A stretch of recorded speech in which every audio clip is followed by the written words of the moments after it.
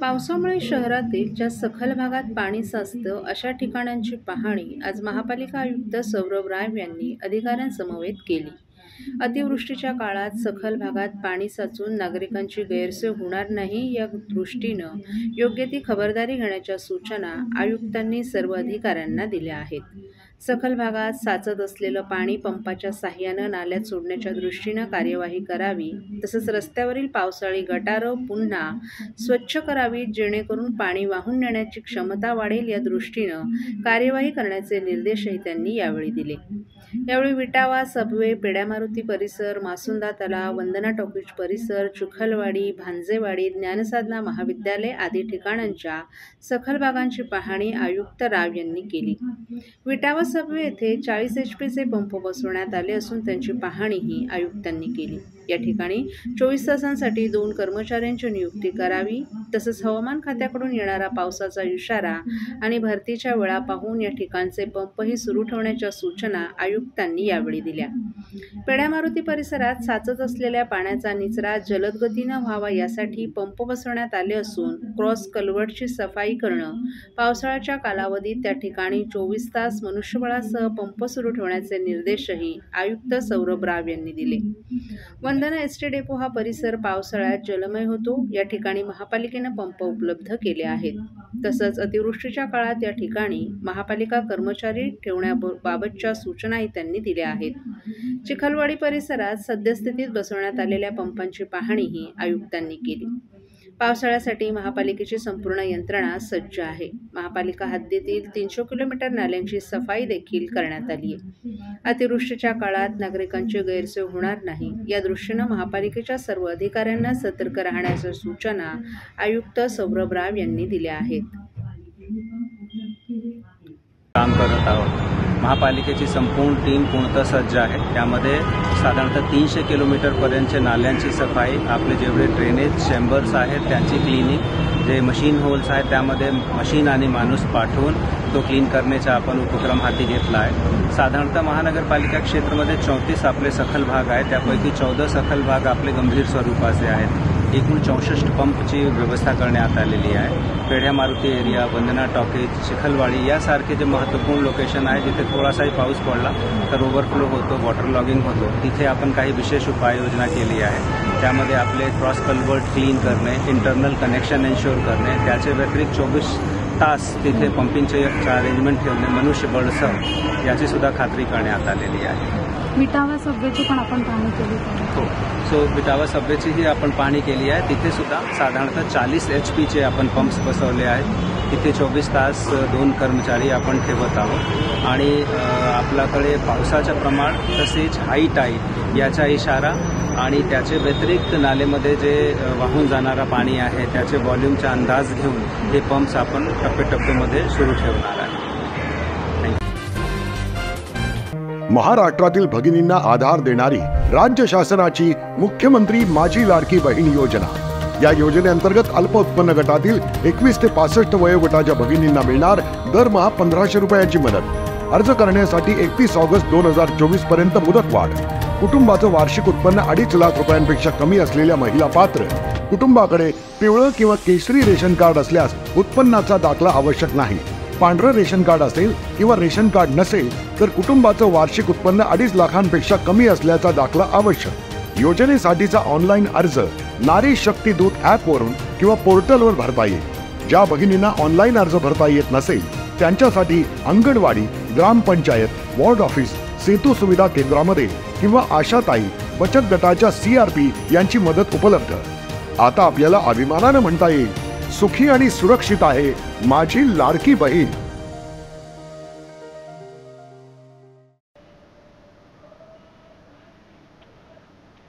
बेकायदा बांधकामांचा आगार म्हणून बदनाम झालेल्या दिवा परिसरातील 17 बेकायदा इमारतींप्रकरणी उच्च न्यायालयानं गुरुवारी कठोर भूमिका घेतल्यानंतर ठाणे महापालिका आयुक्त सौरभ राव यांनी स्वतः दिव्यात जाऊन त्या इमारतींवर कारवाई करण्याची नामुष्की पत्करावी लागली.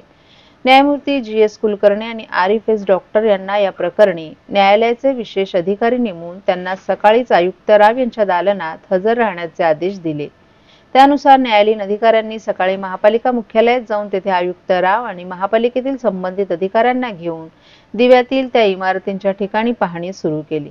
संपूर्ण महापालिका हद्दीतील बेकायदा बांधकामांचं पेव फुटलं असताना खुद्द महापालिका आयुक्तांवर दिव्यात जाऊन कारवाई करण्याची वेळ ओढवल्यानं ठाण्यातील बोकाळलेल्या बेकायदा कारभाराला ही चपराक मानली जात आहे।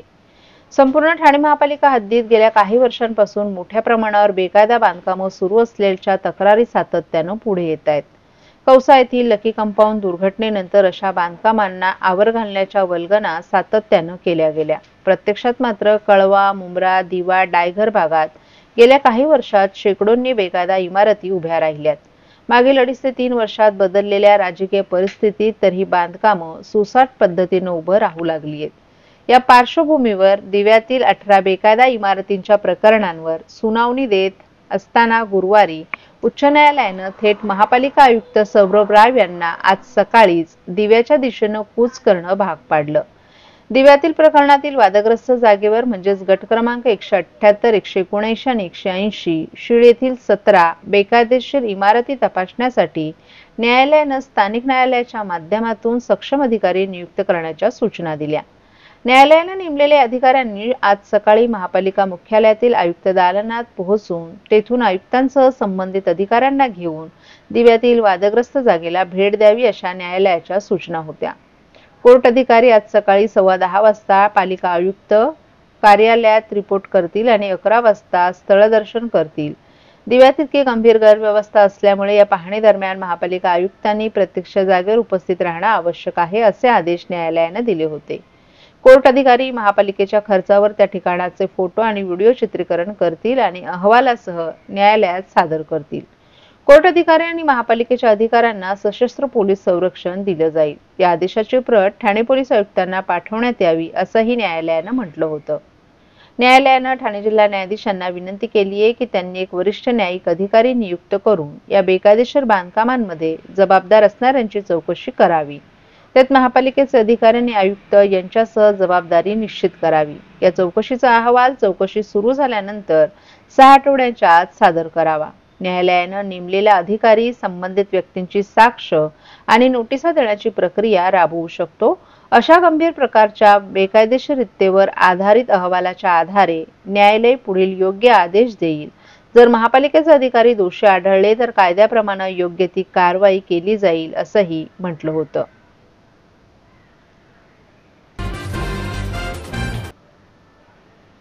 जिजाऊ संघटनेचे अध्यक्ष निलेश सांबरे यांनी उपमुख्यमंत्री एकनाथ शिंदे यांच्या उपस्थितीत नुकताच ठाण्यात जाहीर प्रवेश केलाय। यावेळी उद्योगमंत्री उदय सामंत, खासदार नरेश मस्के, शिवसेनेचे सचिव संजय मोरे, सचिव राम रेपाळे, माजी आमदार रवींद्र फाटक आदीही उपस्थित होते। जिजाऊ संघटना ठाणे पालघर जिल्ह्यासह कोकणात आरोग्य शैक्षणिक चळवळीच्या माध्यमातून पोहोचली आहे। संघटनेचे सर्वेसर्वा निलेश सांबरे हेही कोकणात एक वेगळा चेहरा म्हणून परिचित आहेत। सामाजिक आणि शैक्षणिक क्षेत्रात काम करत असले तरी निलेश सांबरे यांचं राजकीय वर्तुळात चांगलं वजन आहे। शिवसेना, भाजप, राष्ट्रवादी काँग्रेस अशा पक्षात त्यांची उठबस आहे। त्यांच्या राजकीय महत्त्वाकांक्षाही लपून राहिलेल्या नाहीत। त्यांनी लोकसभा निवडणुकीत काँग्रेस पक्षाकडून उमेदवारी मिळवण्यासाठी प्रयत्न केले होते, परंतु उमेदवारी मिळाली नसल्यामुळे त्यांनी अपक्ष निवडणूक लढवली होती। या मतदारसंघात मुख्यमंत्री देवेंद्र फडणवीस यांचे अत्यंत विश्वासू आणि जवळचे मानले जाणारे माजी केंद्रीय मंत्री कपिल पाटील यांचा पराभव झाला होता। त्यात पक्षांतर्गत विरोधासह जिजाऊ संघटनेचाही मोठा वाटा असल्याची चर्चा होती। सांबरे यांच्या रुग्णालयाच्या उद्घाटनासाठी नुकताच एकनाथ शिंदे रत्नागिरीत पोहोचले होते। असं असताना जिजाऊ संघटनेचे सर्वेसर्वा निलेश सांबरे यांनी एकनाथ शिंदे यांच्या नेतृत्वाखालील शिवसेनेत प्रवेश करणार असल्याची घोषणा केली होती। नुकताच ठाण्यातील वागळे स्ट्रीट परिसरातील कियारा बँकेट हॉल येथे उपमुख्यमंत्री एकनाथ शिंदे यांच्या उपस्थितीत सांबरे यांनी पक्षप्रवेश केलाय। यावेळी ठाणे पालघर जिल्ह्यातील अनेक पदाधिकारी, कार्यकर्ते, लोकप्रतिनिधी यांनीही शिवसेनेत जाहीर प्रवेश केला। यावेळी एकनाथ शिंदे यांनी निलेश सांबरे यांचं पक्षात स्वागत करत त्यांना शिवसेना उपनेते आणि ओबीसी समन्वयक हे पद बहाल केले।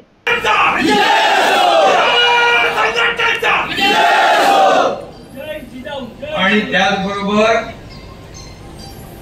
त्यांना महाराष्ट्र ओबीसी समाज समन्वयक म्हणून देखील आपण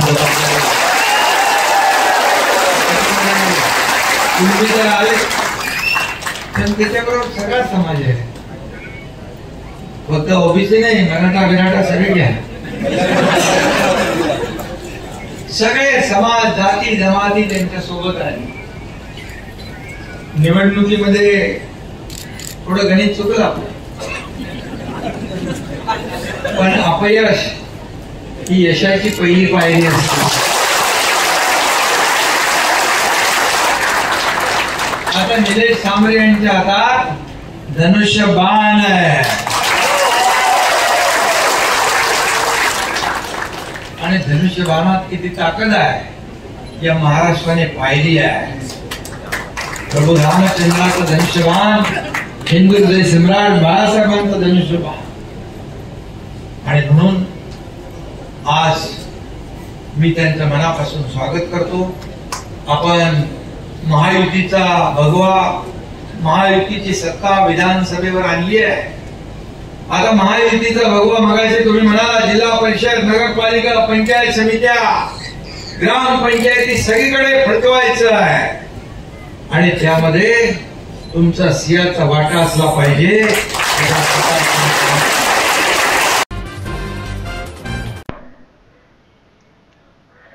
मुंबईसह ठाणे महापालिकेची निवडणूक होणार आहे. निवडणुकीपूर्वी प्रभाग रचनेमध्ये सुधारणेचं काम सुरू आहे. दरम्यान या प्रक्रियेत सत्ताधाऱ्यांकडून हस्तक्षेप होत असल्याचा आरोप आमदार जितेंद्र आव्हाड यांनी केला आहे. ठाणे महापालिकेची प्रभाग रचना करताना मोठ्या प्रमाणात राजकीय हस्तक्षेप केला जातो. ठाणे महापालिकेत ज्यांची अनेक वर्ष सत्ता आहे असे बडे राजकीय नेते आपल्या सोयीप्रमाणे प्रभाग रचना करून घेतात. कळवाखाडीच्या अलीकडे आणि पलीकडे लोकसंख्येचा विचार करून प्रभागाची रचना करताना तत्कालीन आयुक्त बिपिन शर्मा यांच्यावर राजकीय दबाव आणून सत्ताधारी पक्षानं मनाप्रमाणे प्रभाग रचना केली होती. ठाणे शहरात प्रभागांची संख्या जास्त ठेवण्यात आली होती, तर कळवा, मुंब्रा, दिवा परिसरात कमी संख्या केली होती. त्यामुळे आगामी निवडणुकीपूर्वी प्रभाग फेररचनेत सत्ताधारी पक्षाचा हस्तक्षेप नको अशी मागणी आमदार जितेंद्र आव्हाड यांनी राज्याचे मुख्य निवडणूक आयुक्त दिनेश वाघमारे यांच्याकडे केली आहे. तसंच स्वतंत्र यंत्रणेमार्फत ही प्रक्रिया करण्यात यावी अशी मागणीही केली आहे. ते नंतरचं नंतर बघू. आता मी फक्त पहिलं, तुम्ही आता आलात म्हणून मी पत्रकार परिषदेत तुम्हालाही सांगतो, तरी हे पत्र पाठवून मला महिना झालाय. मी काय आज पत्र पाठवलेलं नाही, पत्र पाठवून मला महिना झालाय. हे सगळं सोडवण्याच्या आधीच मी निवडणूक आयोगाला ह्याच्याबद्दलच्या माझ्या शंका व्यक्त केलेल्या आहेत की हे असं असं घडणार आणि घडणार, ह्याला कोणीही रोखू शकत नाही. निवडणूक आयोगालाच पत्र लिहिलंय ना, निवडणूक आयोग गांभीर्याने घेईल तर ना. तर काय तुम्ही काय करू शकत नाही हो. काय न्यायालयात जाऊ, न्यायालयातली लढाई लढत बघू, त्याला तारीख पे तारीख, तारीख पे तारीख चालू करायचं, निवडणुका पार पडून जातात. सगळंच पोखरलं गेलं तर आता निवडणूक यंत्रणेचंही घर पोखरलं गेलं तर लोकशाही कोसळेल, अजून काय होत नाही. जो टनेलचा प्रश्न आपण मांडला होता किंवा तिथल्या नागरिकांना जाऊन भेटला होता, आता असं समजतंय की तो थोडा पुढे येतो.